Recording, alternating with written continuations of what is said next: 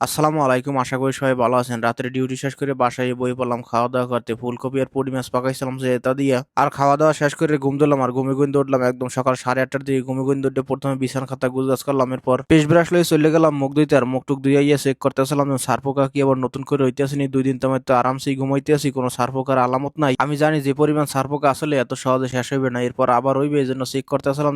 সকালবেলা মুখ টুক ধুইয়া আইছি, কিন্তু নাস্তা যে করবো, নাস্তা করার জন্য রুটি টুটি কোনো কিছুই নাই।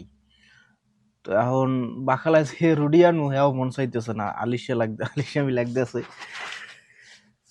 আর এদিকে তরকারি টরকারি পাক্কার লাগবে না, তরকারি যা আছে আল্লাহর রহমতে হ্যাঁ দিয়ে মনে করেন যে আজকের দিন যাইবে, কালকের ইনশাল্লাহ পাক করলে চলবে। এই যে তরকারি আছে মনে করেন যে এ জায়গায়, যে তরকারি আছে দুপুরে খাওয়ার পরে রাত্রেও খাওয়া যাইবে।